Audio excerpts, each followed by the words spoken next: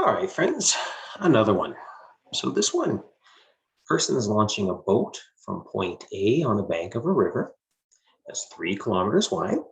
Okay, so they're over here at A. They're going, it could go like that. That's 3 kilometers wide.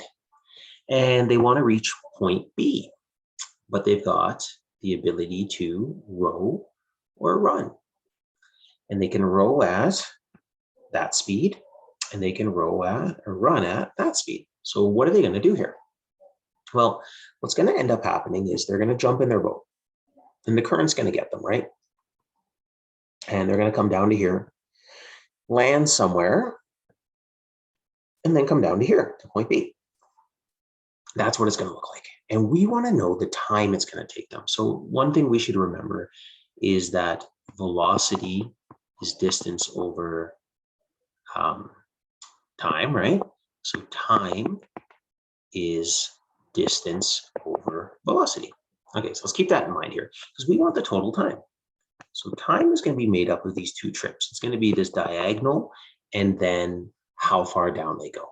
So the diagonal, let's maybe just label this as y, and let's label this as x.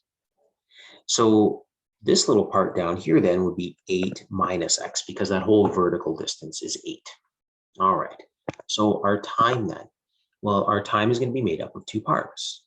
The y part plus the 8 minus x part, but that's not our time, right? So what we want is that's our distance. So our time, well, the y part is them rowing. So it's y divided by 6, and the 8 minus x is them running. So 8 minus x divided by 8. All right. But again, just like all the other problems, we got one equation, two unknowns. We can't solve it. So what I'm going to do is I'm just going to look at this upper triangle we have here, and I'm going to write it in terms of a formula I know. And the formula I know is called Pythagorean. So we already got y isolated, so I'm just going to do that. I'm going to take the square root. It's the positive and the negative, of course, but I'm going to ignore the negative. It's extraneous, right? Because y is distance. We can't have a negative distance. So I'll just deal with the positive portion. Okay, so now that we've got that, we sub that into our formula. So our total time is going to be, we just said y is 9 plus x squared over 6 plus 8 minus x over 8. Okay, so now we're all in terms of x. All right, let the fun begin. If we want to minimize this, guess what? We're going to take the derivative. So here we go. Let's take the derivative of this thing. So we want minimum time. Take the derivative with respect to x. So this is, I'm going to rewrite this, that's 1 over 6 times the derivative of that radical is 1/2 the square root. Take that back, not the square root anymore.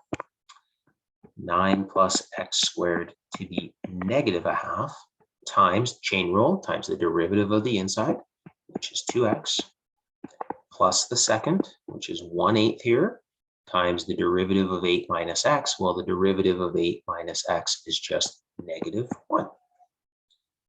Let's do some simplifying here. So min time.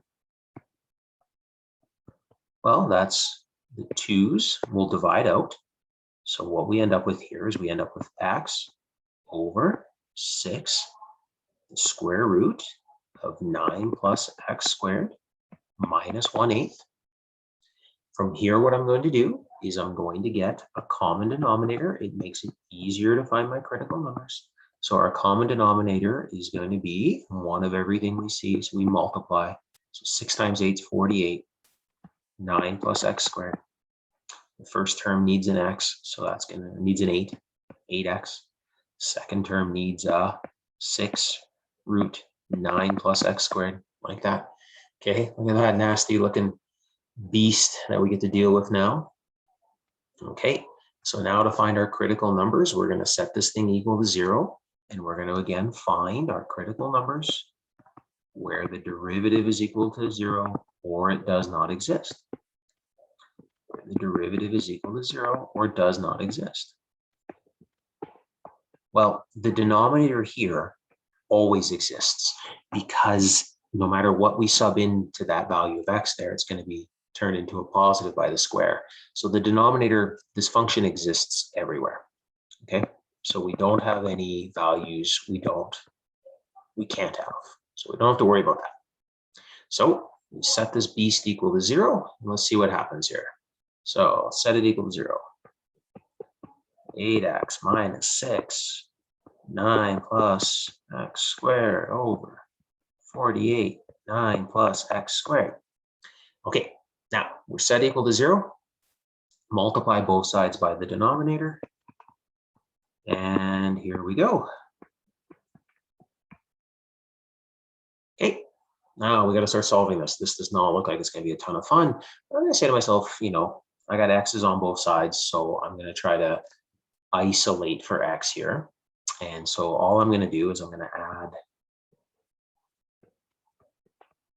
this to the other side to make it positive.